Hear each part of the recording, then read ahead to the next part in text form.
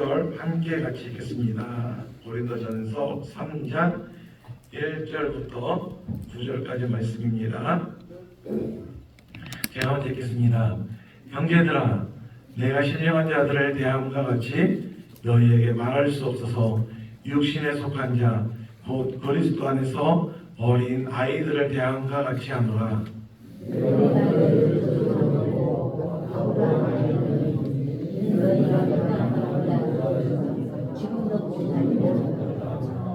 너희는 아직도 육신에 속한 자보다 너희 가운데 시기와 분쟁이 있으니 어찌 육신에 속하여 사람을 따라 행함이 아니리요.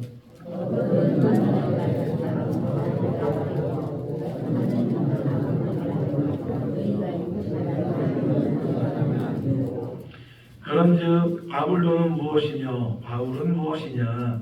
그들은 주께서 각각 주신 대로 너희로 하여금 믿게 한 사역자들이니라.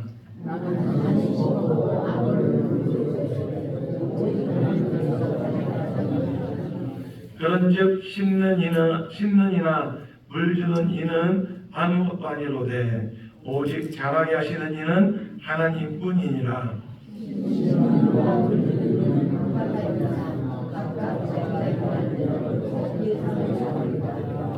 우리는 하나님의 동역자들이요 너희는 하나님의 밭이요 하나님의 집이니라. 아멘. 오늘 고린도전서 3장 9절까지 읽었는데 사도 바울이 고린도전서를 통하여 말하기를 사람을 크게 세 가지 유형으로 구분해서 말을 하고 있습니다. 사람을 세 가지 유형으로 구분합니다. 첫째는 육에 속한 사람이고, 그리고 두 번째로 오늘 1절에 나온 신령한 자, 신령한 사람이고, 세 번째는 역시 1절 뒷부분에 나오는 육신에 속한 사람입니다.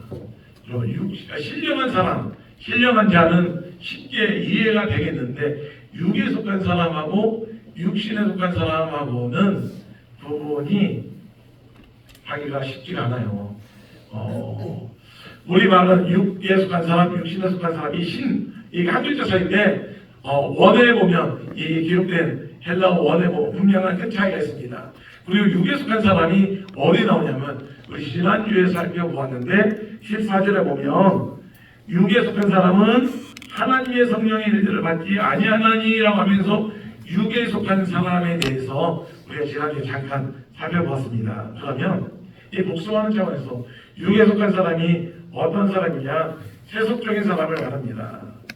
육체적인 본능을 목적으로 삼고 살아가는 사람, 거듭나지 않은 사람, 좀 더 정확하게 엄밀하게 말하면 하나님을 알지 못하고 신령한 것도 깨닫지 못하고 하나님을 부인하는 사람이 육에 속한 사람입니다.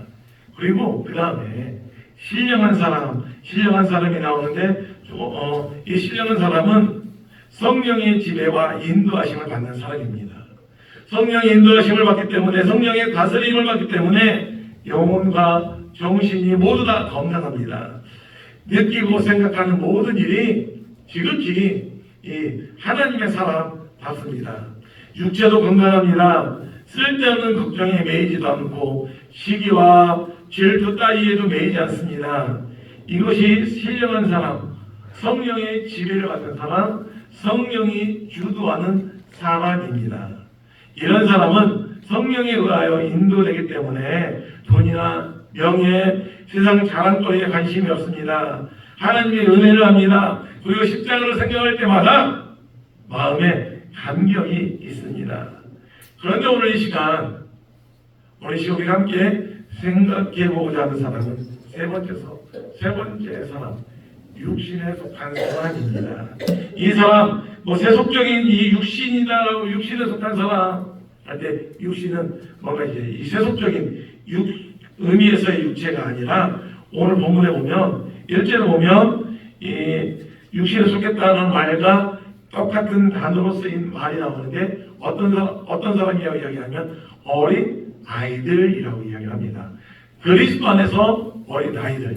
육신에 속한 사람이 누구라고요? 그리스도 안에서 어린 아이들입니다. 여러분, 그러니까 지난주에 살펴보았던 육에 속한 사람은 하나님을 알지 못하는 사람, 하나님을 아예 부인하는 사람, 그리고 아예 인정도 안 하는 사람이고, 하나님을 믿는 사람들 가운데 두 부류의 사람이 있다는 겁니다. 한 분 사람은 신령한 사람이고, 또 한 사람은 육신에 속한 사람인데, 육신에 속한 사람은 어떤 사람이다? 어린아이와 같다. 그리스도 안에서 영적인 어린아이가 바로 육신에 속한 사람이다 라고 사도 바울은 말을 합니다. 구원을 받았어요. 그런데 아직 어립니다. 분명히 구원을 받았지만 천국 가는 믿음은 소유했지만 아직 어립니다. 이 정도의 신앙을 가진 사람을 가리켜서 육신에 속한 자라고 바울은 말합니다. 그러면 신령한 것과 육신에 속한 것을 한번 비교해 보겠습니다. 우리는 신령한 세계에서 출생되었습니다. 그런데 아직도 육체에 속한 것에서 벗어나지 못하고 있어요. 무슨 말인가 하면 우리는 예수님을 믿는 순간, 예수님을 나의 주인으로 고백하는 순간 우리가 거듭나서 하나님의 자녀가 되었습니다.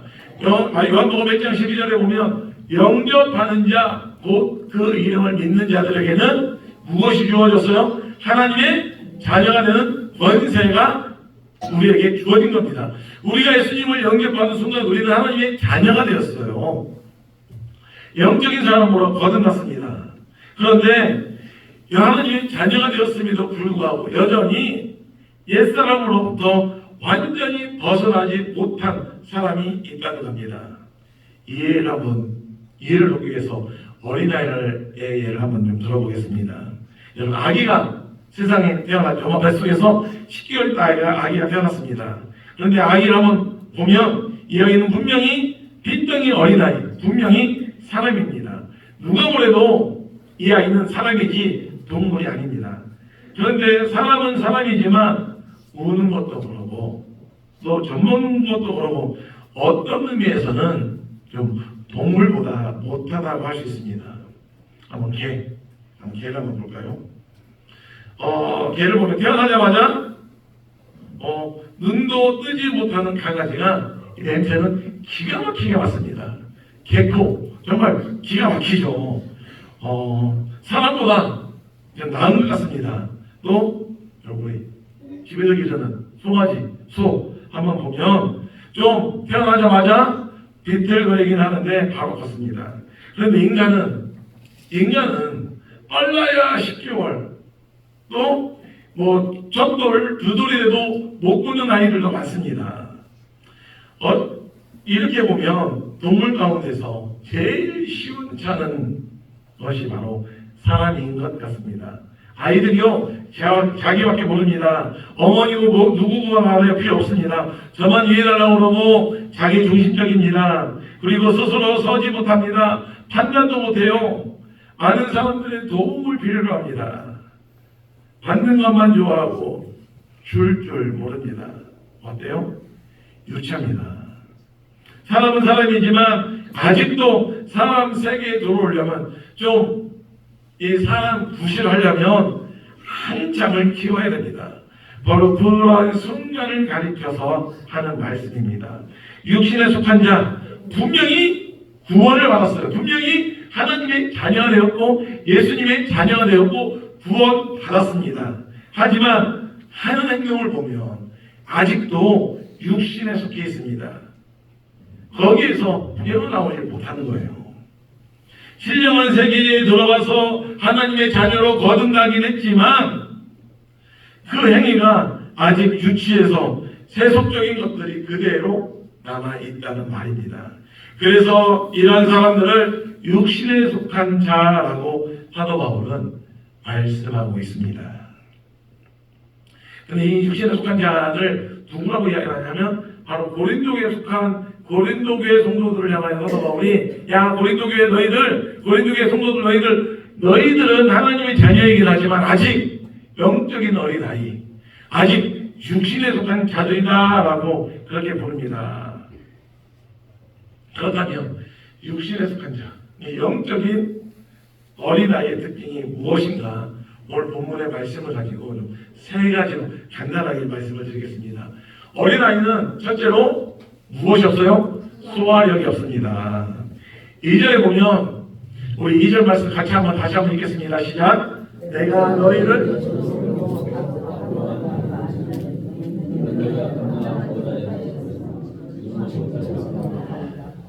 사도 우리 고린도교회 성도들 향하여 무엇을 먹였다고 해서 젖을 먹였고 젖을 먹였는데 지금도 뭐 하고 있다고요? 젖만 먹고 있다고요. 젖 먹은 다음에 이유식을 거쳐서 밥을 먹고 딱딱한 음식을 먹어야 되는데 아직도 야 고린도교회 성도들아 너희들 내가 어떻게 나는 아직도 이 젖먹이 수준에서 벗어나지 못하고 아직 못 벗어나고 있느냐라고 하는 겁니다.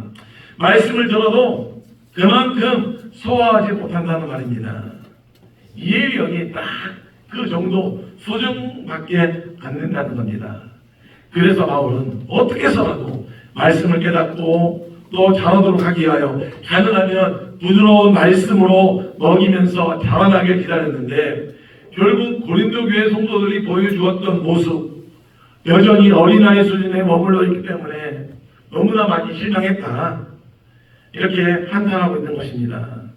사실 여러분들도 이렇게 열심히 나와서 앉아 계시긴 하지만 참 저는 고맙습니다. 얼마나 많이 졸리겠어요. 그래서 나름대로 보면서 제가 제일 먼저 보면서 그래도 우리 어르신들 주무시려면 좀 편안한 의자 가운데서 주무시도록 해야지라고 하는 그런 마음도 좀 있었는데 그래도 졸린데도 불구하고 집으로 가지 않고 그래도 우리 딸이 앉아있는 우리 딸이 제가 하는 설교를 잘 듣고 있는지 안 듣고 있는지는 무슨 말인지 잘 알아듣고 있는지 모르겠는데 어쨌든 좀 과연 어느 만큼이나 설교를 알아들으시는지 모르겠습니다. 설교를 알아듣는 수준, 설교를 알아듣는 수준이라고 할까요? 많이 배우고 적게 배우고의 차이를 말하는 것이 아닙니다. 말씀을 들을 때 얼마만큼 그 말씀을 소화할 수 있느냐라고 하는 말입니다. 사실 교회 안에는 모두가 다 똑같은 말씀을 똑같이 다 이해하고 받아들이지 못합니다. 어떤 사람은 약 이만큼 이 정도밖에 이해를 못하고 또 어떤 사람은 더 높은 수준에서야 이해를 합니다. 이해력은 말씀에 대한 이해력은 사람마다 다 틀립니다. 그러니까 어린아이의 이해력을 가진 사람은 어떠한 사람인가 하면 예화 좋아하고 듣기 좋은 말 복받아야 한다 복받으라는 말 좋아하고 이것은 부드러운 음식 또 젖먹이입니다. 쉽지 않아도 쑥쑥 넘어갑니다. 그런데 조금만 어려운 성경 이야기를 하면 조금만 불편한 이야기를 하면 금방 집중력이 흐트러지고 십자가를 져야 됩니다. 고난이 그리스도인의 복입니다 라고 하면 아이고 저 목사 또 시작이다 라고 합니다.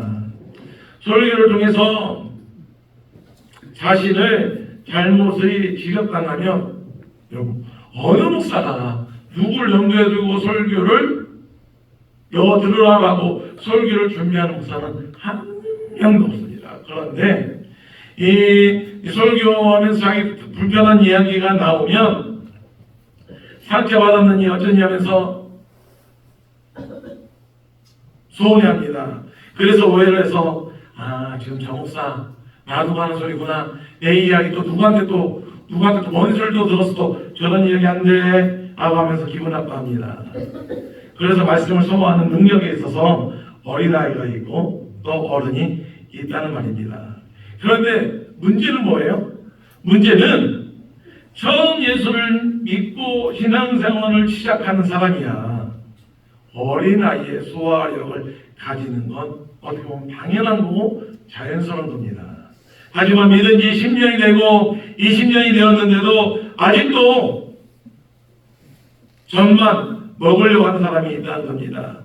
이제 스스로 걷기도 하고 뛰기도 하고 이빨이 나서 밥도 좀 먹고 그렇게 할 나이가 되었는데도 계속 어리광만 부리려고 합니다.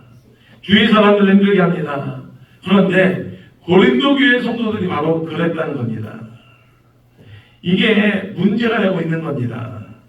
또 어린아이 두 번째 특징은 자기 중심적입니다. 사도 바울은 3절에서 이렇게 말씀을 합니다. 우리 3절 말씀 같이 한번 읽겠습니다. 시작. 너희는 아직도 육신에 속한 자로다. 너희 가운데 시기와 분쟁이 있으니 어찌 육신에 속하여 사람을 따라 행함이 아니리요. 너희 가운데 시기와 분쟁이 있다. 그렇기 때문에 너희들은 어떤 사람이다? 육신에 속한 사람이다. 바울이 고린도의 성도들을 향하여 야 너희들 육신에 속한 사람이다 라고 단정 지은 이유가 여기 나옵니다. 너희 가운데 어찌 시기와 분쟁이 있느냐? 내가 너희들 복음으로 나은지 너희들이 예수님을 믿는지 대체 어느 정도의 시간이 흘렀다면 아직도 너희들끼리 교회 안에서의 갈등이 있고 시기가 있고 분쟁이 있느냐? 라고 하는 말입니다. 시기와 분쟁의 뿌리가 뭐냐면 여러분 왜 시기를 합니까? 왜 분쟁이 일어납니까? 그 뿌리, 그 시작은 나입니다. 나 자신입니다. 그리고 자기 자랑입니다. 자기 자랑, 자기 중심, 이것이 시기와 분쟁의 원인입니다. 여러분 아이들끼리 형제들끼리 싸울 때 모습 잘 보세요. 서로 양보하지 않아서 싸우는 겁니다. 누가 과자 하나 더 빼서 먹었느냐, 누가 닭다리 하나 더 먹었느냐, 이거 가지고 서로 싸우는 거예요. 교회에서나 학교에서나 아이들이 싸울 때 어른들이 너희들 왜 싸워? 라고 하면 둘 다 뭐라고 이야기합니까? 제가 먼저 그랬어요. 동생이 먼저 그랬는데요. 누나가 먼저 그랬는데요. 이렇게 이야기를 합니다. 그러지 지은아이 한 번도 아빠 내가 먼저 내가 잘못했습니다 라고 아이들이 그렇게 이야기를 하잖아요. 자기중심적이고 양보가 없습니다. 이것이 어린아이의 특징입니다. 왜 남을 시키합니까? 왜 시기가 생깁니까? 내가 저 사람보다 더 잘났다는 겁니다. 내가 잘났는데 왜 저 사람이 더 잘난 것처럼 대우받느냐? 인정받느냐라고 하는 겁니다. 여러분 되게 자녀들 키우면 첫째, 둘째, 셋째가 있으면 보통 누구 보고 먼저 양보하라고 해요? 예? 막내한테 양보하라고 해요? 네가 막내니까 형이나 너한테 양보해 이럽니까? 누구한테 그래요? 첫째에게 야 네가 좀 누나니까 네가 좀 형이니까 네가 좀 오빠니까 좀 양보해 그럽니다. 그러면 그 나이는 뭐라고 해요? 맨날 왜 나한테만 양보하라고 그러냐고 승리를 확 뿌리죠. 이게 어린아이의 특징입니다. 자기를 부인하고 겸손해지면 시기와 분쟁이 있을 리가 없습니다. 그렇기 때문에 성숙한 믿음의 특징은 자기 자랑을 하지 않습니다. 오늘 본문을 보십시오. 나는 바울에게 속했다. 나는 아볼로에게 속했다. 라고 하는 것이 무엇입니까? 나는 바울을 통해서 쓰임을 영접했다. 내가 교회의 선배다. 바울, 이 고린도 교회를 세운 바울을 통해서 내가 예수님을 영접했으니까 내가 이 교회 터줏대감이고 내가 신앙의 선배다. 그러니까 너희는 그 뒤에 바울이 와서 전도한 다음에 영접한 사람들이니까 까마득한 후배다 이런 말입니다. 그러면 아볼로를 통해서 예수님을 영접한 사람들 아볼로파들이 가만히 있겠습니까? 내가 비록 나중에 믿긴 했지만 내가 이 교회 내가 고린도 교회에 나중에 오긴 했지만 열심으로 하는 걸로 따지면 내가 당신보다 일 더 많이 해. 내가 더 많이 하고 내가 더 열심히 하고 내가 매일매일마다 얼마나 열심히 하는지 알아? 하면서 바울파다 아볼로파다 다투고 있으니 바울 입장에서 봤을 때 얼마나 이 유치찬란한 그런 행동입니까? 바울에게 은혜를 입었으면 어떻고 또 바울에게 은혜를 받았으면 어떻습니까? 그것이 뭐가 그리 대단하다고 하는 말입니다. 왜 고린도 교회 성도들은 이처럼 시기와 분쟁에 말려 있을까요?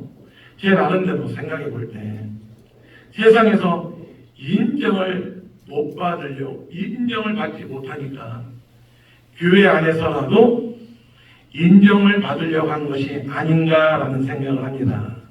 사실 인정받는다는 것은 인간의 기본적인 본능입니다. 여러분, 우리 사람 많은 사람 기본적으로 인정에 대한 요구가 있어요. 집에서는 남편에게, 아내에게, 남편으로서 아내로서 인정받고 싶은 존중받고 싶은 욕구가 있고 자녀들에게는 부모로서 인정받고자 하는 그런 욕구가 우리 마음 안에 기본적으로 깔려 있는 거예요. 이건 나쁜 것이 아닙니다. 그런데 그 당시에 성도들, 이 고린도 교회를 구성하고 있는 성도들은 사회적으로 이 계급이 좀 하층민들이었습니다.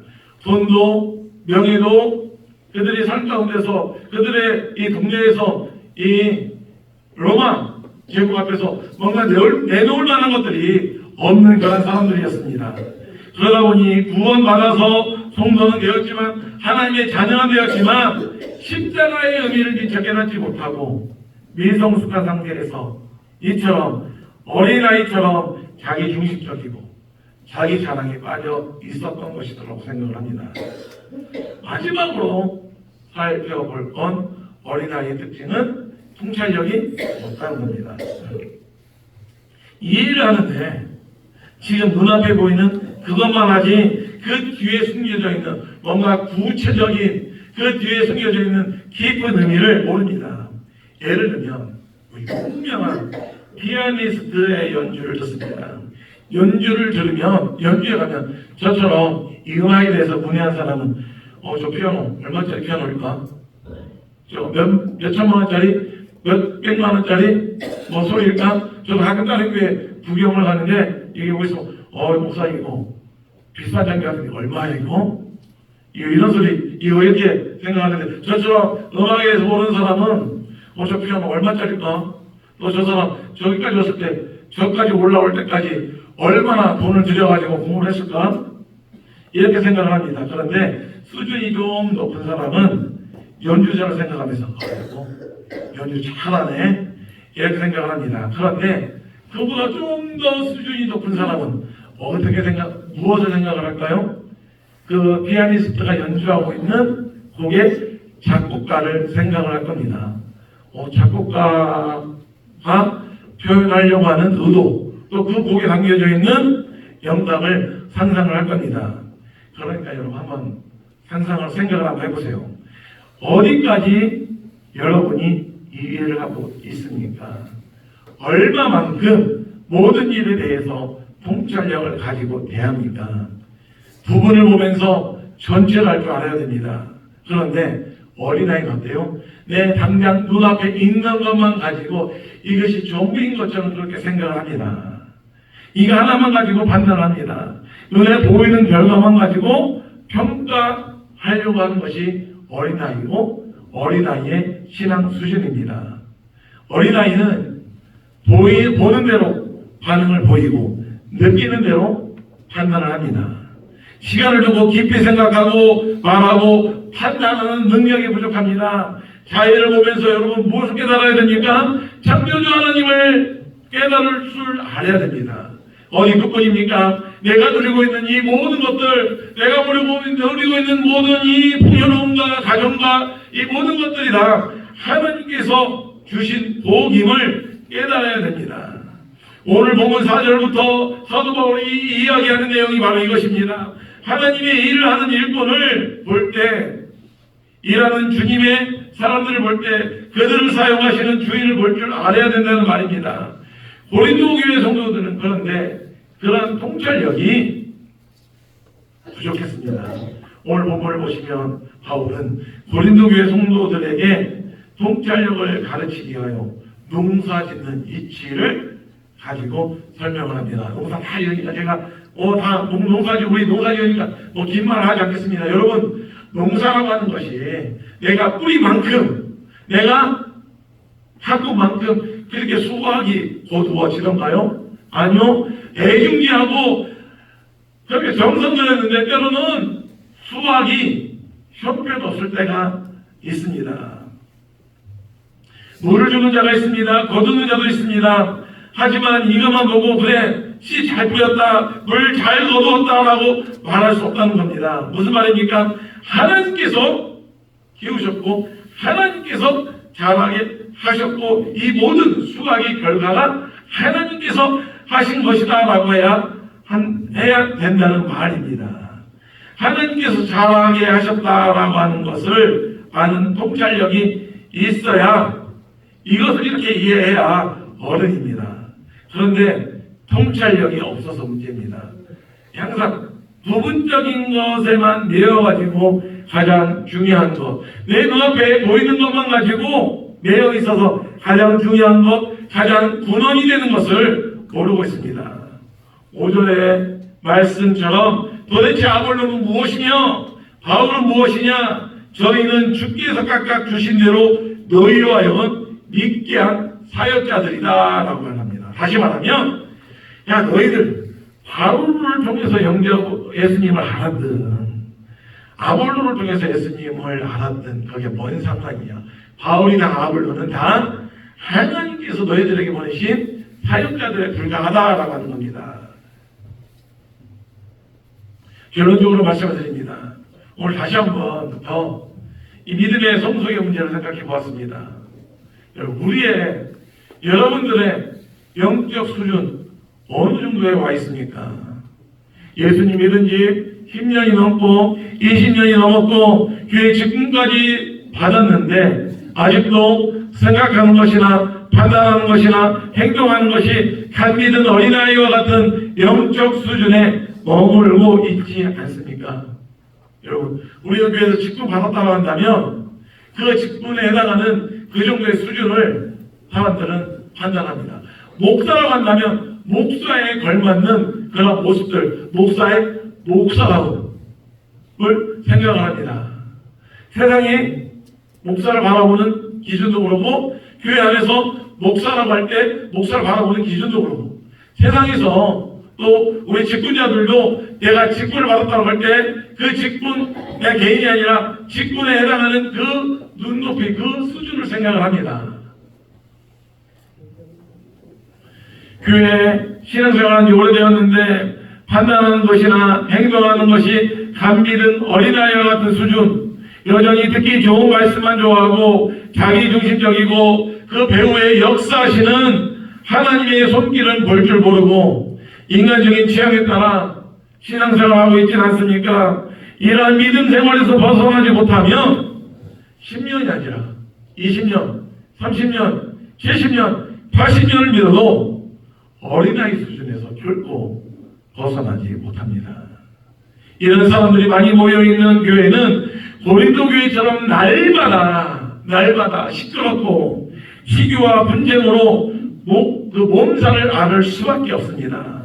우리 강남교회는, 우리 하나님께서 사랑하시는 우리 강남교회는 그러한 교회가 되지 않기를 바랍니다.